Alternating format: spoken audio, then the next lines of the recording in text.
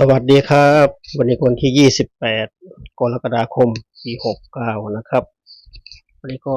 สายๆครับเนาะสายๆของวันอังคารครับวันอังคาร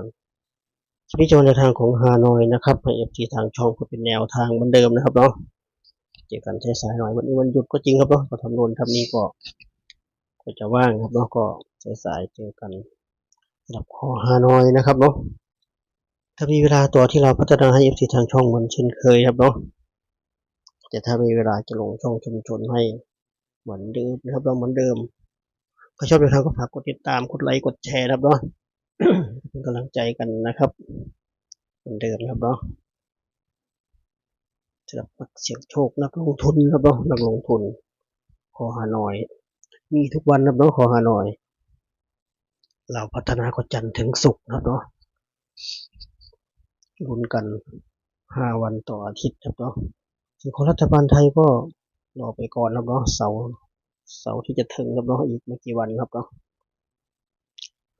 พูดถึงคอรัฐบาลไทยก็ต่อจาก คลิปนี้ก็เป็นดาวพัฒนาแล้วก็รัฐบาลไทยให้ครับเนาะลุงอ้วนครับเนาะลุงอ้วนให้แนวทางมาแล้วเนาะก็จะลงให้เมื่อวานไม่มีเวลาครับเนาะทำโน่นทำนี่วันหยุดก็จริงก็บ่ายเย็นๆนะเนาะเจอกันครับเนาะเจอกันจัดให้ครับเนาะของรัฐบาลไทยลุงอ้วนของรัฐบาลไทยนะครับ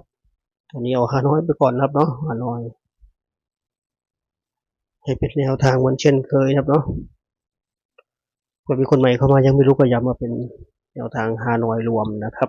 5 โมงเย็นถึง1 ทุ่มชอบรอบไหนจัดรอบนั้นเลยนะครับเนาะมัดรวมให้แล้วถ้าดอกรอบอื่นก็แสดงว่าไม่มีโชคไม่มีดวงนะครับถ้าดอกรอบอื่นใครจะไปจัดมาแล้วก็4 โมงเย็นหรือว่าอะไรก็แล้วแต่ครับเนาะเอาที่สะดวกนะครับแต่เราจะไม่เน้นที่3 รอบนี้นะครับเนาะ3 น้อยยามเย็น3 อรหันต์ตอนเย็นก็เรียกกันนะครับเนาะประมาณนี้ก็วันนี้ก็เหมือนเดิมแล้วน้องอยากคลิปสดเหมือนเช่นเคยก็คลิปพาน้องนนท์มาปั่นจักรยานกำลังกายครับเนาะทำธุระที่ต่างจังหวัดเสร็จก็ปั่นจักรยานกำลังกายที่สวนสวนครับเนาะน้องประจักษ์เนาะสวนสุขภาพน้องประจักษ์ที่อุดรครับเนาะ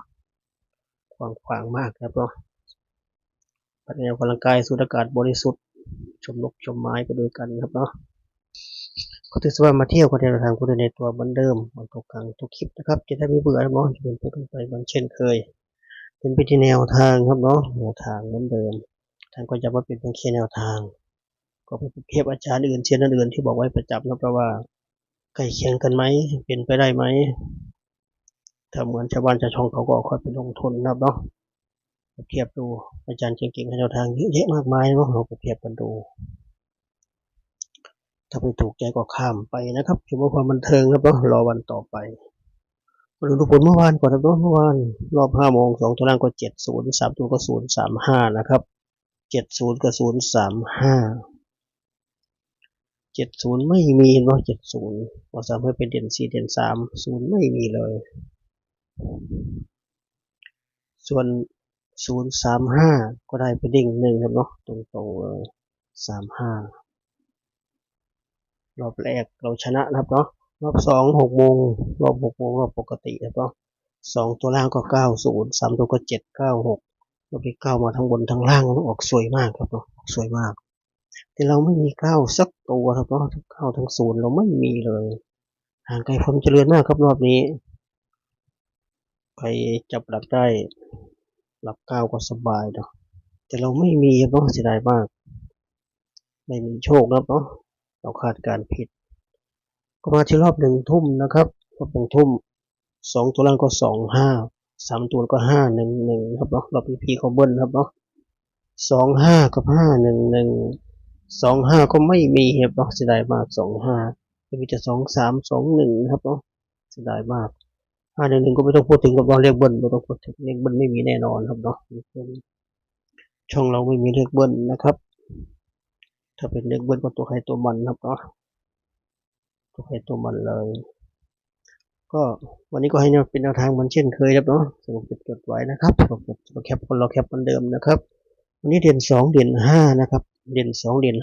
5 จับคู่ก็2425 263 2643 4653 5456ทวนอีกครั้งนะครับฮานอยวันนี้เด่น2เด่น5จับคู่ก็2425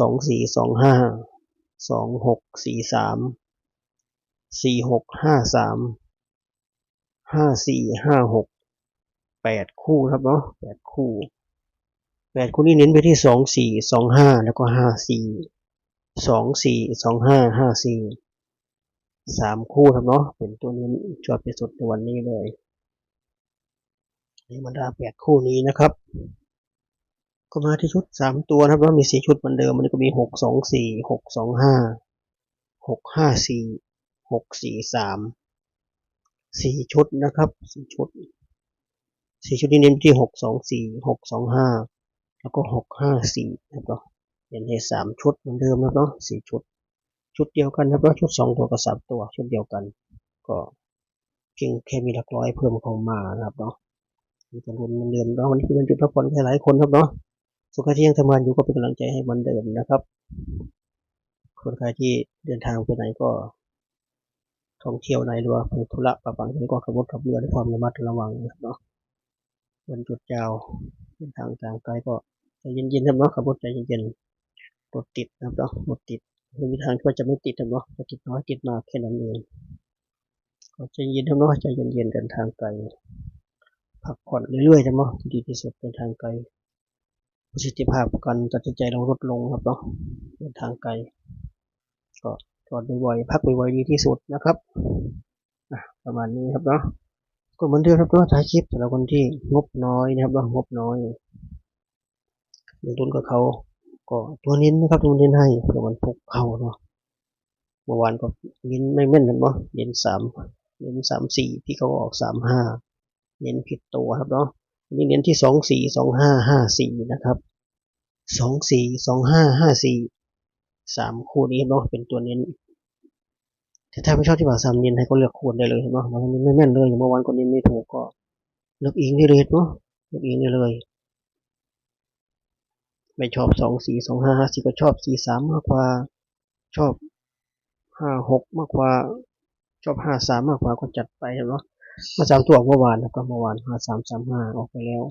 วันนี้ก็คาดการณ์ว่าน่าจะเป็นไม่ไกลวนเวียนแถวนี้เนาะก็เอามาอีกเหมือนเดิมแต่ว่าไม่ได้เน้นครับเนาะไม่ได้เน้นคาดการณ์ถูกไหมลุ้นไปด้วยกันครับเนาะแต่ถ้าไม่ชอบข้ามไปครับเนาะชมความบันเทิงเหมือนเดิมรอวันต่อไปครับเนาะฮานอยมีทุกวันนะครับต้องใจร้อนใจเย็นๆนะครับต่อไปแค่นี้เจอกันคลิปหน้านะครับเนาะคลิปนี้ก็สวัสดีครับ